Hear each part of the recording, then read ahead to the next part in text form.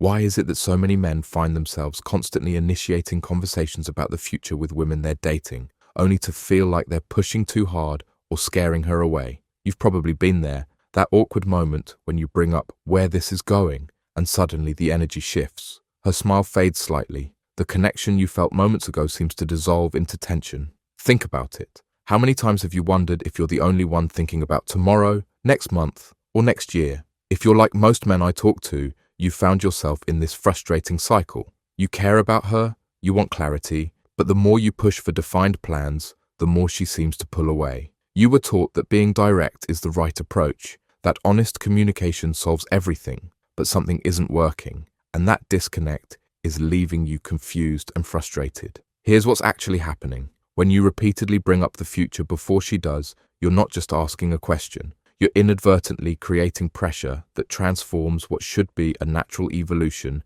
into something that feels forced. And nobody, absolutely nobody, responds well to feeling forced. The uncomfortable truth: most men are approaching this fundamental aspect of dating completely backward, and it's sabotaging relationships that otherwise had real potential. I spent years studying relationship dynamics, both professionally and through painful personal experience, and I've discovered something surprising. The most effective way to have those crucial conversations about the future isn't by initiating them yourself. It's by creating the conditions where she naturally brings them up first. This isn't about manipulation or games. It's about understanding the subtle psychology that drives connection, commitment, and genuine desire.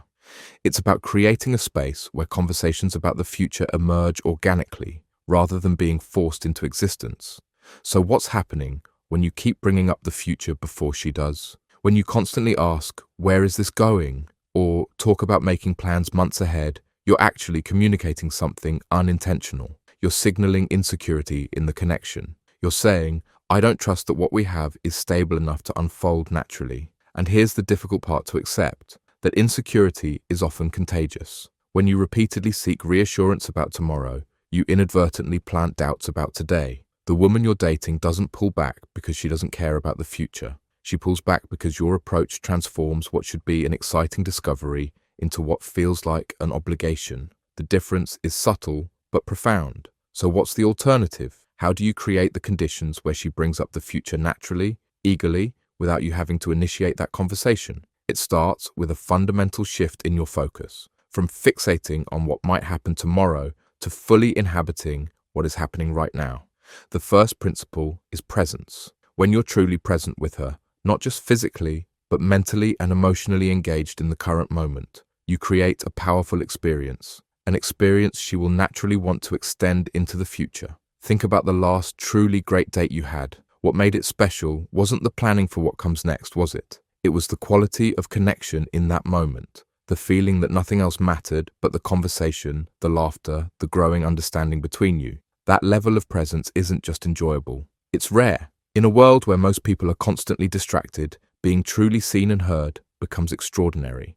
When you provide that extraordinary experience, she'll be the one thinking about how to make sure it happens again and again. The second principle is emotional contrasts. Human psychology responds powerfully to emotional variation, the dance between intensity and space, between connection and mystery. When every interaction follows the same pattern, even if it's positive, it becomes predictable. And predictability, while comfortable, rarely inspires someone to think excitedly about the future. Here's what this means practically. Instead of maintaining a constant level of communication and availability, create natural rhythms. There should be moments of deep, focused connection where she has your complete attention, followed by periods where you're engaged with your own passions, friends, and purpose. These contrasts aren't artificial. They're the natural result of having a balanced, fulfilling life. And counterintuitively, these rhythms don't diminish connection, they enhance it. They create the emotional space where anticipation and desire can grow. The third principle is demonstrating, not declaring,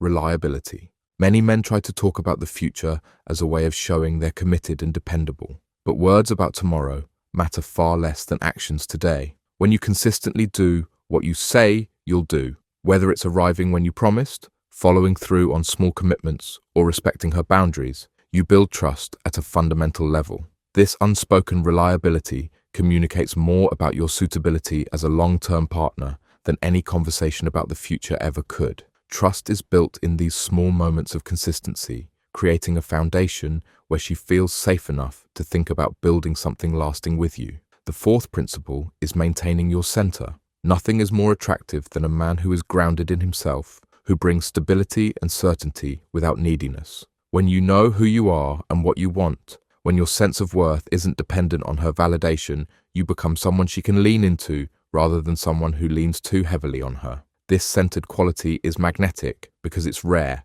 Most people are looking for someone who brings calmness to their chaos, not someone who adds to it. When you embody this stability, conversations about the future become less about seeking reassurance and more about exploring possibilities together. So what does all this look like in practice? How do you implement these principles in a way that naturally leads her to bring up the future? First, shift your attention from planning to experiencing. Rather than thinking about how to secure the next date while you're on the current one, focus completely on creating a memorable experience in the moment. Ask questions that matter, listen with genuine curiosity, share authentically, be playful, create memories rather than plans. Second, respect the natural evolution of interest. When someone is truly enjoying your company, they will want more of it.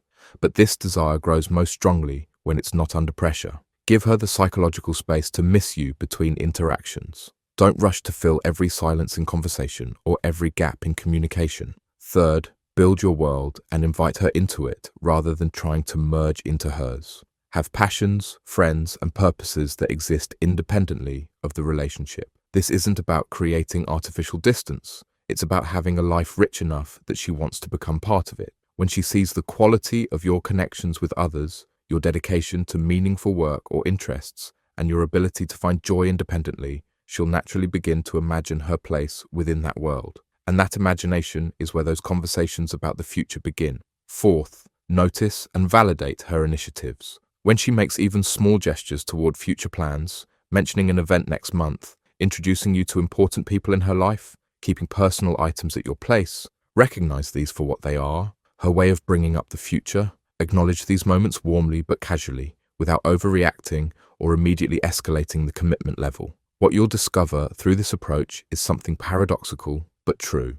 The less you push for defined outcomes, the more naturally they tend to develop. The less you talk about the future explicitly, the more it becomes a shared vision that unfolds through mutual desire rather than obligation. This isn't about playing games or being inauthentic. It's about understanding a fundamental truth of human psychology. We value what we choose freely, not what we feel pressured into. When she brings up the future herself, it's coming from genuine desire rather than reluctant compliance. I've seen this transformation countless times. Men who were stuck in cycles of pushing for commitment, creating tension, and ultimately driving potential partners away, now finding themselves in relationships where conversations about the future emerge naturally, initiated by women who are excited rather than anxious about taking next steps. The beautiful irony is that when you stop forcing conversations about tomorrow, you create the conditions where those conversations happen authentically. When you fully inhabit today, bringing presence, emotional contrasts, reliability, and centeredness, you become someone she naturally wants in her tomorrows. This approach requires patience and trust in the process. It means being willing to let things unfold at their natural pace rather than rushing toward defined outcomes.